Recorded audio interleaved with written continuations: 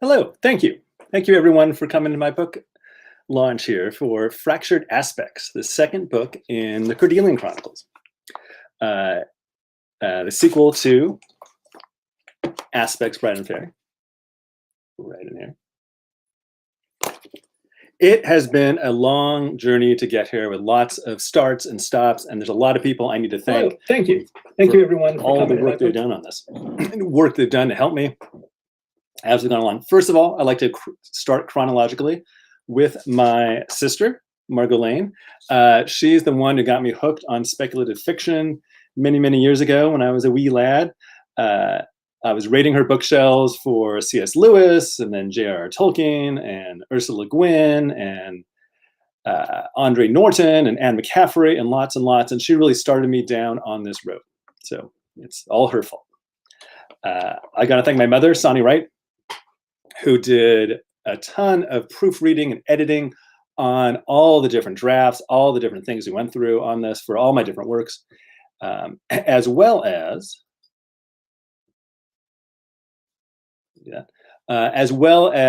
being a great artist who did most of the paintings and illustrations and watercolors that are the background of the books themselves, as well as the website. And it's really the, as I get to here, interesting how a lot of her art comes together and really kind of fits in with a lot of the stuff I'm writing, which involves, or at least these things, lots of bubbles and worlds moving around, and a lot of it seems connected. And so that's been a fun part to kind of connect those things together.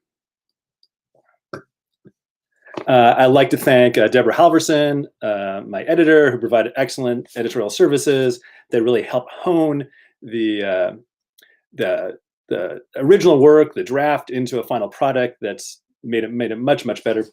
I'd like to thank all the beta readers. I'm gonna forget a bunch, but people who read early drafts and later drafts and sometimes multiple drafts, people like Joey Sayers, Sarah Whittington, Juliet Whalen, Shauna Ferguson, Vin Arsenault.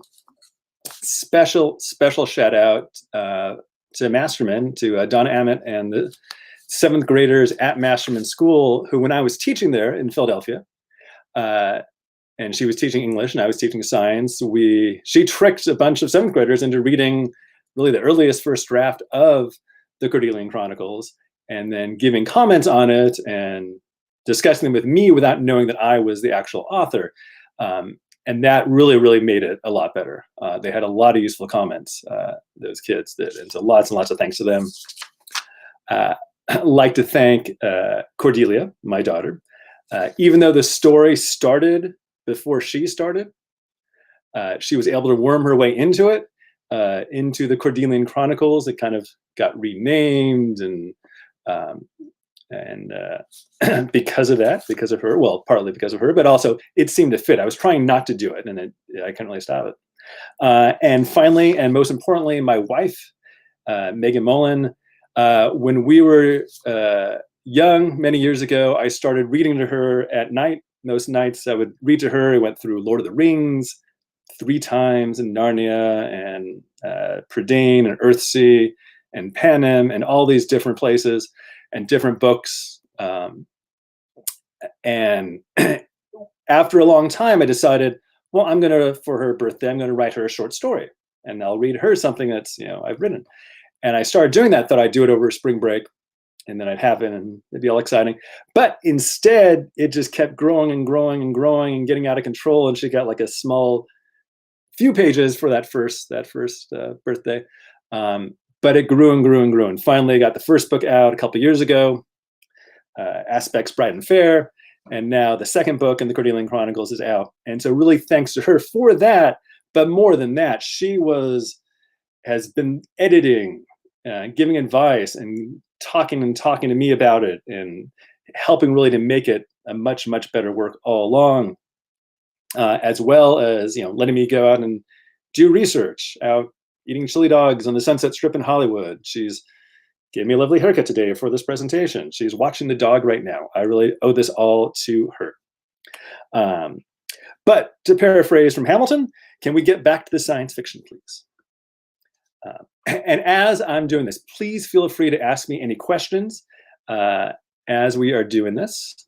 Um, if you're watching this on YouTube, you might have to log in. You might have to make a channel, although it's not that many steps.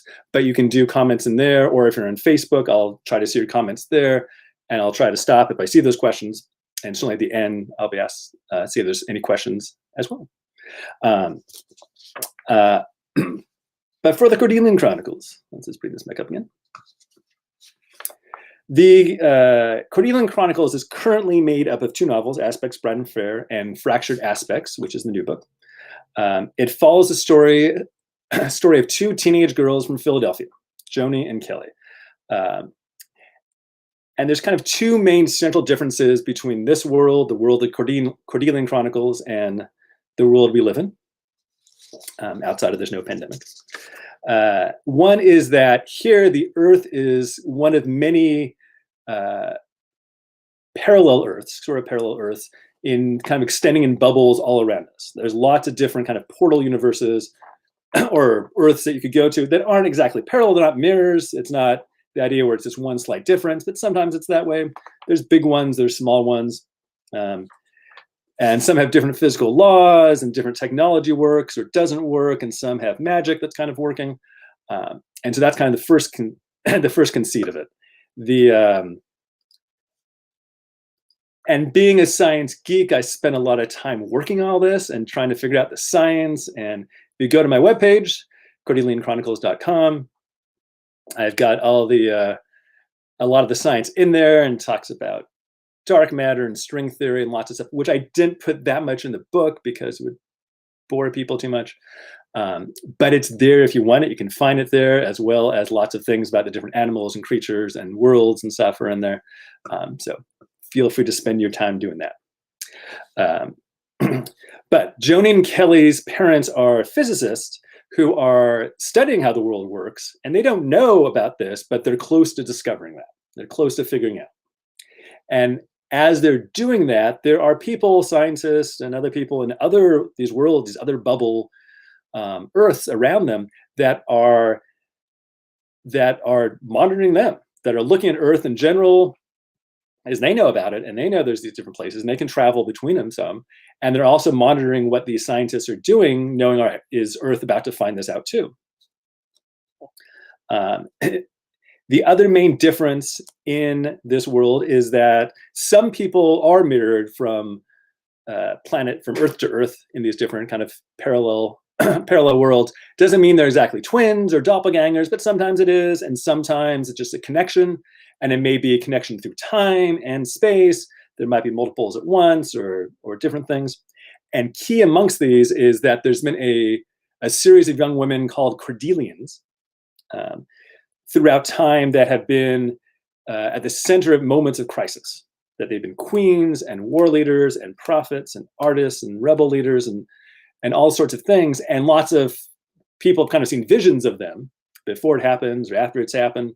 And it's built up some sects about to help them or to fight them.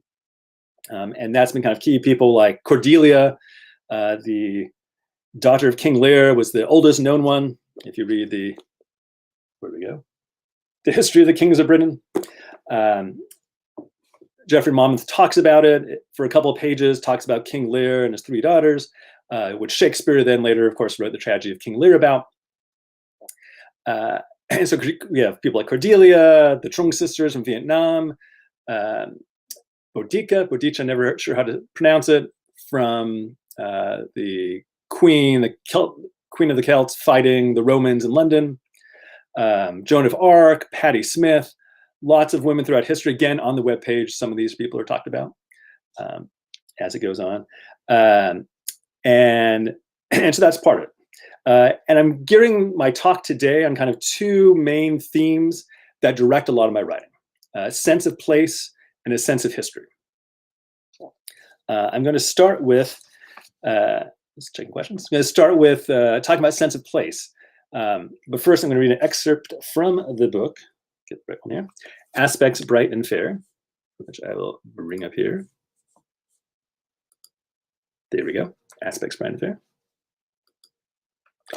In this book, it starts off with the first chapter. Joni, our heroine, is in Philadelphia and is walking down by the Philadelphia waterworks down by the Schuylkill River with her dog Bramble, and she, as she's there, she is throwing tennis balls, and she ends up hitting this boy behind her with the tennis ball. His name's Alejandro.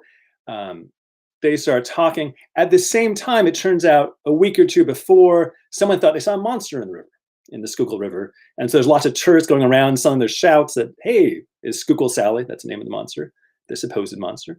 Is she there? People get excited.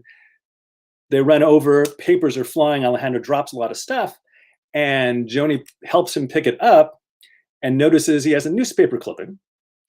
And in the newspaper clipping is a picture of her. It seems like her, at least. And it says, local girl shot dead. She steals that, goes home, talks to her best friend Kelly about it, and they're trying to figure out what's going on, and they decide to come back the next day to look for clues, see if they can find anything else out.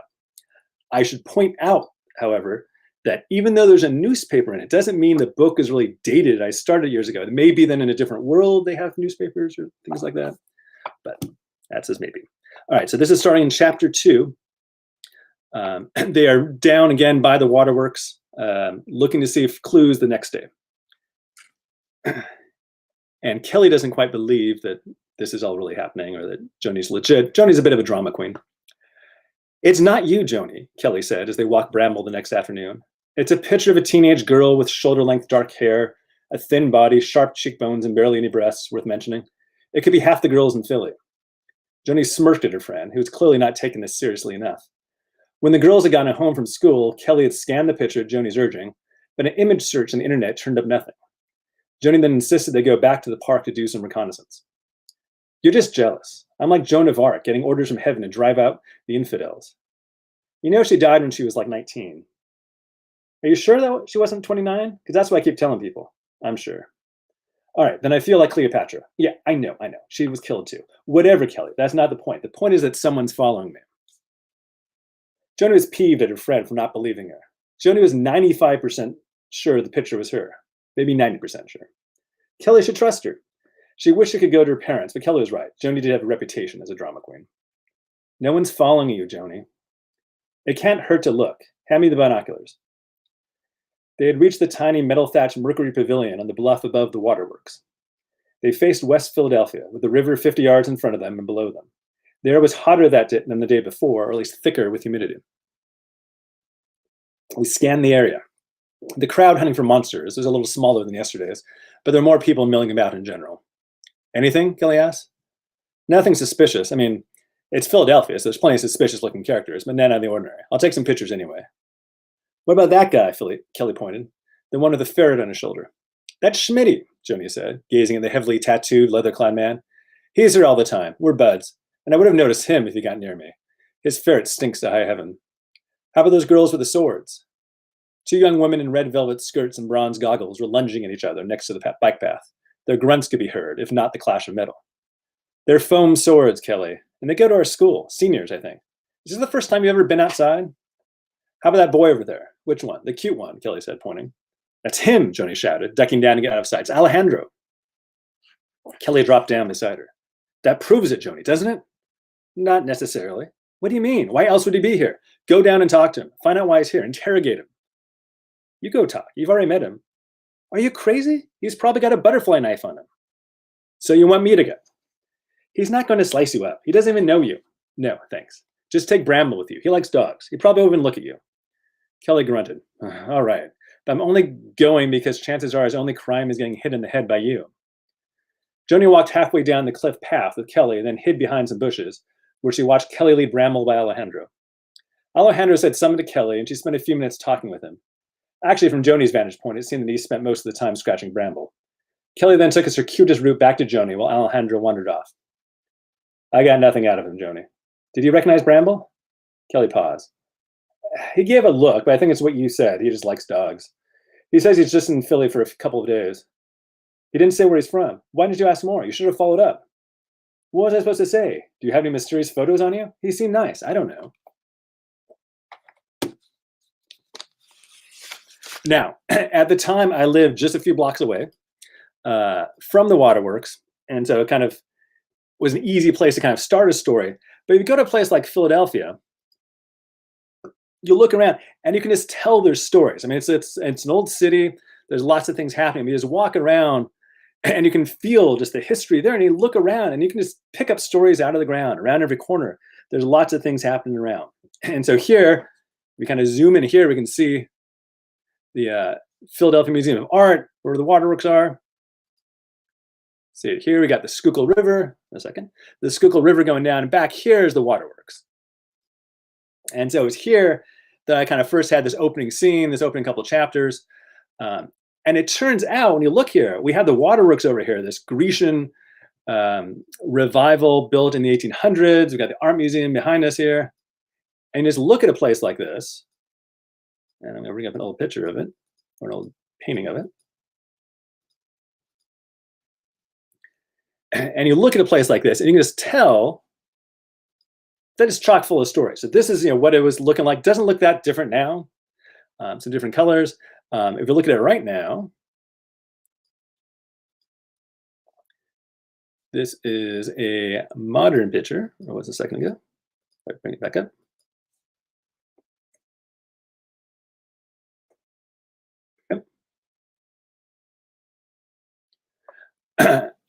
And you just look at a place like this, that's the art museum behind it there. It's got to have stories. And what are those stories? And that's, as an author, it's one of the things that really gets me going. I look around like, what are the stories that would be happening here? And it's easy in a place like this. Or just look around other places nearby. That when I first wrote this, it started in Philadelphia and ended up lots of different places and didn't come back. But I realized that really the end of Fractured Aspects, book 2, really has to come back to Philadelphia. It has to be the kind of the climax of it here. You look around here, just a few blocks away from that art museum, we have this penitentiary that in the middle of Philadelphia, next to the one of the old bars I used to go to, my old gym. We just turn around, and there's basically what looks like a medieval fortress in the middle of Philadelphia. That this old penitentiary, again from the 1800s, Al Capone was locked up there. There's tons of stories about this already to begin with, but it seems to me that stories that aren't told would be like, what if you did have a giant river monster that escaped from another world that was in the Schuylkill River and you had to get it out and hide it somewhere? It seems like you might hide it in a high-tech room inside the penitentiary. And that kind of seemed obvious to me as we look at these stories. Or if I think about going to the art museum, I realized that this on the rocky steps in Philadelphia, you can't see this.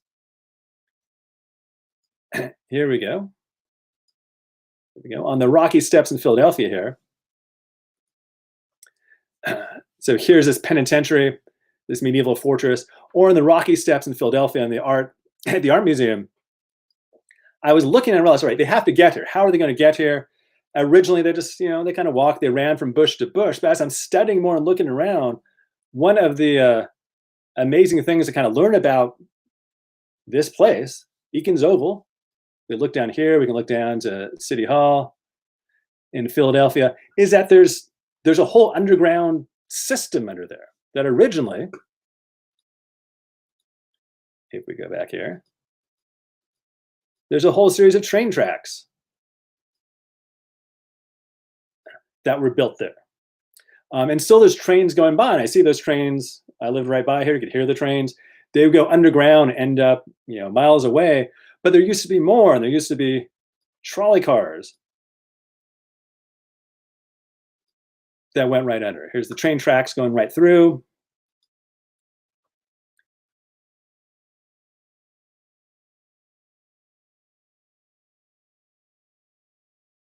We'd have trolleys that came out right under. This is right under the art museum. And as we look here, we can see that there must be so many stories going around. We look here, this is the art museum here, that's City Hall. This is a new branch of the art museum. And then I started exploring other places. We go to State College in Pennsylvania. We go to Hollywood. We're on the Sunset Strip for various parts. And all the stories that are happening there.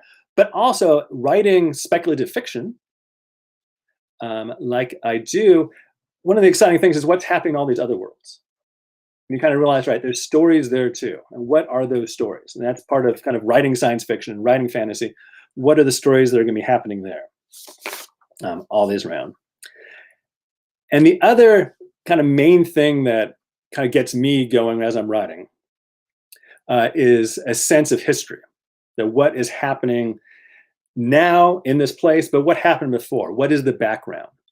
That I love, I know a lot of people love Lord of the Rings because of that history. It gives a depth to it. If you're reading about Frodo and Sam and Strider and Gandalf and everyone, they're going on this adventure, but they're going on this adventure because of things that happened hundreds and thousands and tens of thousands of years before, and Tolkien didn't overwhelm me on it, but I would give these hints. And I love these little glimpses of, hey, there was this elvish city of Gondolin that fell, and there was Morgoth and Ilbereth and Gathaniel and all these kind of ancient things that color and give this antique notion to it, which I just love. And if you read Tolkien, Andre Norden, she was a great science fiction writer and fantasy writer that really did that well. And McCaffrey does a bunch of this. N.K. Jemisin is a great current author who's written a lot of books that kind of give this depth of history. I love that. And one of the things I wanted to have here is to have some of that. And I realized it's kind of easy when you can go from world to world. And I wanted one of these worlds to be kind of a medieval world where technology wasn't working the same and maybe some magic could work. And I really wanted to not just kind of look at medieval, but have people from medieval times there. And I was trying to think, all right, when would people from, say, England, kind of the classic medieval times and fantasy world, when would they come to, when could they easily cross? And I had this vague memory of that there had been a battle of some sort. Couldn't quite remember. I called up my dad, who was English history major and big fan, and we kind of talked it out and tried to figure out. It came up that there was the Battle of Malden in 991 AD that happened here. So this is on the coast of England, the eastern coast of England. And in 991 AD, over 1,000 years ago, Vikings were invaded, and like 70 or 90 ships, a lot of ships coming up the coast and fighting their way. But they often didn't have to fight. They would land, they would demand tribute. The people would say, we don't want to fight you, we're all going to die. They'd pay the tribute, the Vikings would move on until they got to Malden. And they landed on this island, and the local lord was saying, no, we're going to fight you. You can't just, we're not just going to give you this. You'll have our spears tipped in poison. That's what you'll get. And we know this from a poem that remains. So there's a fragment of a poem, about 325 lines, the Battle of Malden, and that talks about this. And they said, all right, we're going to fight you. And not only that, the Vikings said, well, we're on this island. It's kind of hard. It's all marshy. Do you mind if we come across to the dry land where you are, and we'll be easier to fight? Everyone will be happier. And the English lord said, sure, okay, that's a polite thing to do. Come on over. Not a great idea. They all got killed. So don't do that. But my thought is, well, hey, maybe some of these people are actually escaped from the battle. Both Vikings and English escaped. They end up going through a nexus, going through this kind of portal into this new world. After I wrote this, I was rereading some Tolkien, as I want to do. Went back to the Tolkien reader, which you can see when I was a kid, went through enough to tear it apart, unless it's my sister's, and then I apologize. Realized that Tolkien actually had written a story about this too, and so that must be where I got it from. I didn't remember it at the time, but certainly an influence on me. And so what then happened? And so then that ended up being this world they go to. I'd like to read a part from this one. So the end of book one, end of Aspects Bright and Fair, they end up in this world called Avalon.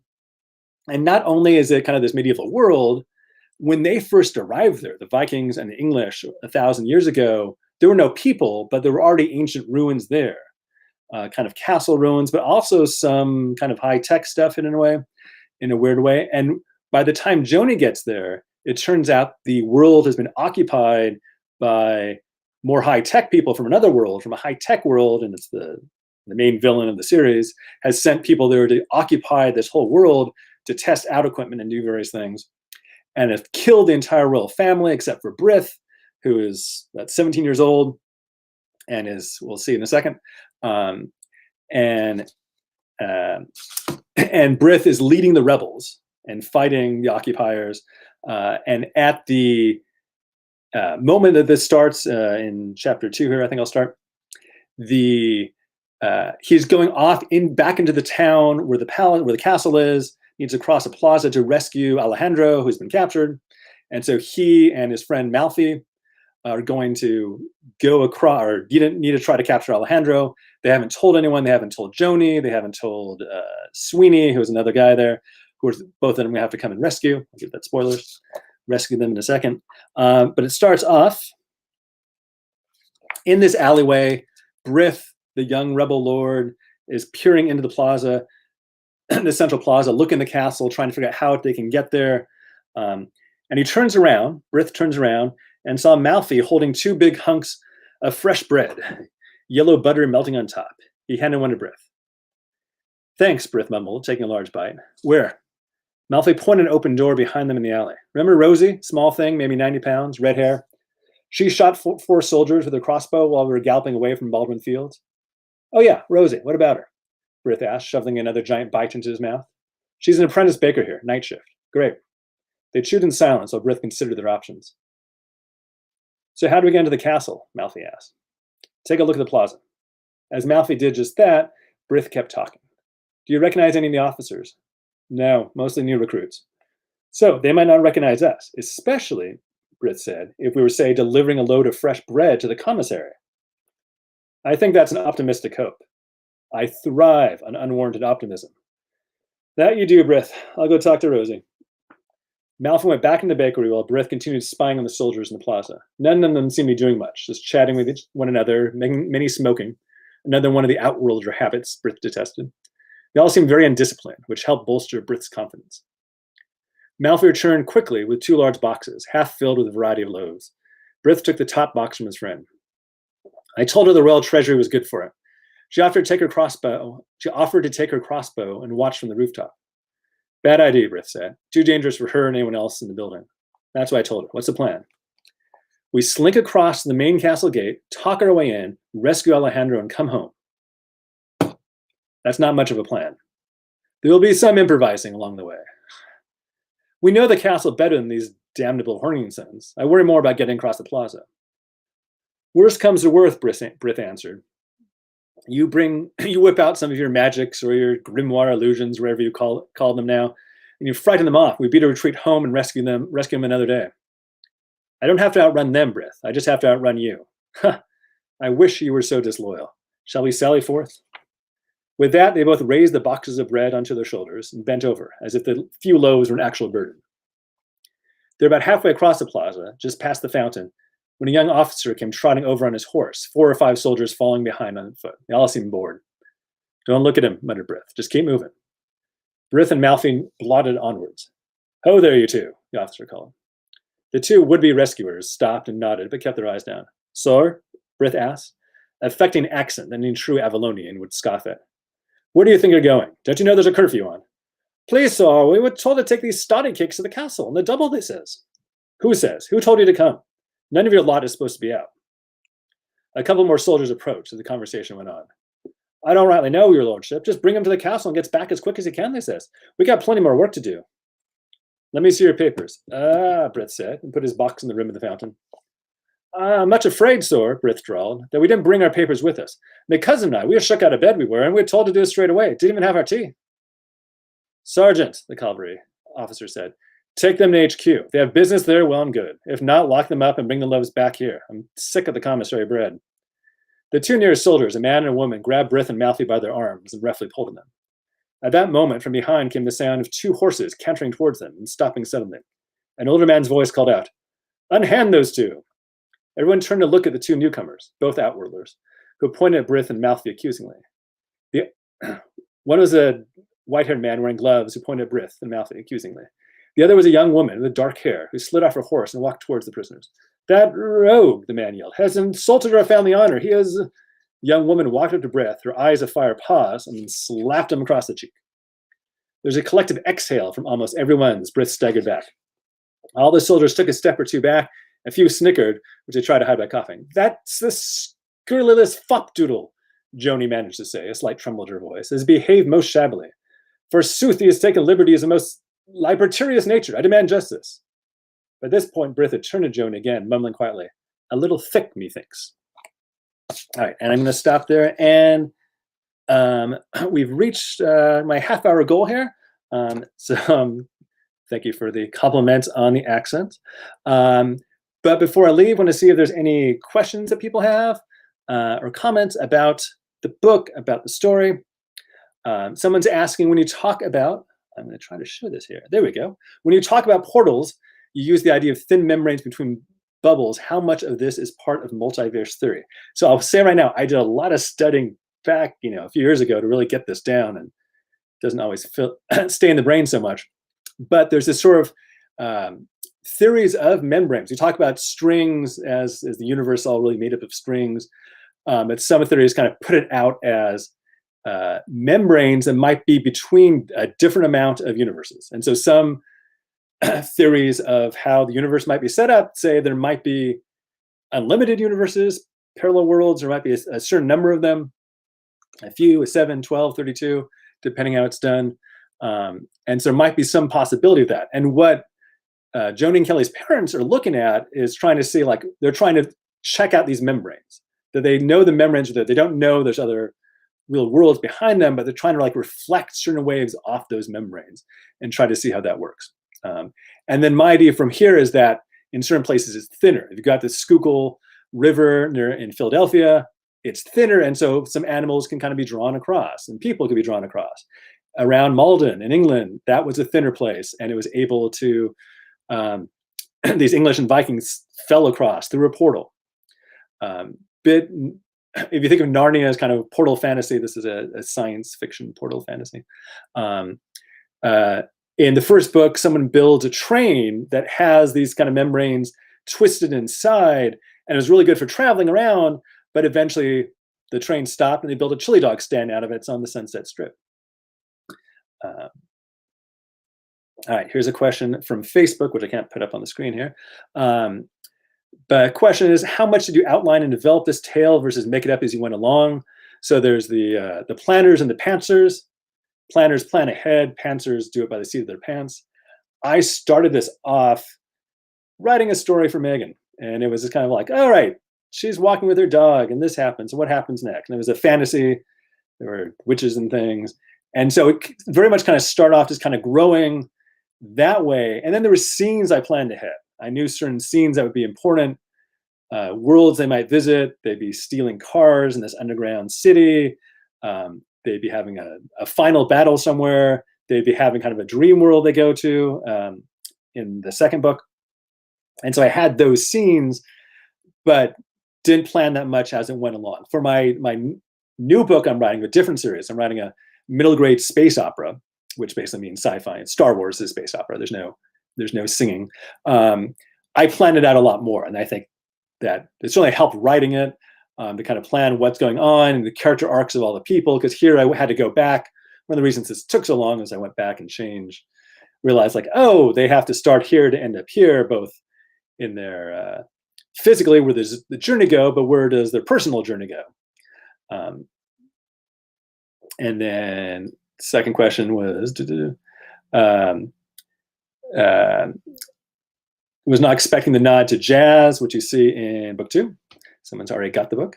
That there's some mentioning of Coltrane in it, which actually was in the first book, I guess, actually. Picks up a Coltrane CD, which ends up being important in the second book, John Coltrane. So much of this, the question is, how much was music involved in this? I listen to a lot of music. Anyone who knows me, I listen to a lot of music. And a lot of the characters, Joni, I was listening to Joni Mitchell, and Kelly, I was listening to Kelly Hogan, and Alejandro Escovedo, and all these people. The original title of the novel, of the series, was Where There Were Deserts, I Saw Fountains, which is a quote from People Have the Power by Patti Smith, which is an amazing song. And one time I saw her years ago, did the most incredible version of it at the Bridge concert 15, 20 years ago. I'm going to take off Marty's question here. So we've gone here. And there's a kind of a key scene in the first book when they're going off to this Cordelian shrine, and there's music playing, and it's kind of reference, but it kind of connects a lot of different parts, even though I took the title away, but while you're reading it, you should go back and play Patti Smith. That's my advice there. Another question here. Many legends of heroes often have an origin myth of either death or separation from parents. Hello, Potter, Harry Potter. In your stories, are you thinking about, let's change it there, about the parent-child relationships that seem to be warm and nurturing, and probably something else, and present. So yes, that's a key issue here with all these types of stories. How do you get, if you have kids, how do you get them away from the parents? In the space opera I'm writing, the kids are a bit younger. It's more middle grade. They're 14, and the idea was they were frozen just to travel across space, and then had to be woken up because there are only ones left, and they need to, save the day. Here, I have to get them away so they can have these adventures, and there's not parents in the way, because parents ruin adventures, unfortunately. And so there's a lot of kind of thinking. There is a good amount of thinking. Right, what is that relationship? Are they trying to get back? And part of kind of the dynamic between Joni and Kelly is that at first Kelly really wants to get back to the parents and back to the family, and Joni wants to have adventures. That she's excited this is happening, and she doesn't really seem to care of the consequences and what might happen. And over time, Kelly learns to grow into it, and it's like, all right, I'm not scared anymore. It's not just about the family needed more. And Joni is also thinking it's not the adventure, it's what we need to do, and it's kind of maturing that way. So I like that. I'm going to take that question away. Just checking to see if there's any more questions before I bid you all a good night. Someone says they love the chili dog stand, which if you're ever in Hollywood in the Sunset Strip, you should go to Carney's. It's a great place. We'll leave the Essex Prime Fair. The other one, of course, is Fractured Aspects. But I would like to thank you all so much for joining me. This has been a lot of fun. It's been a lot of fun writing this book. It's been a lot of work. I'm finally glad to have it in your hands. If it's not in your hands, you can buy it right now and get it in your hands in a few week or two, or electronically, you can download it right now.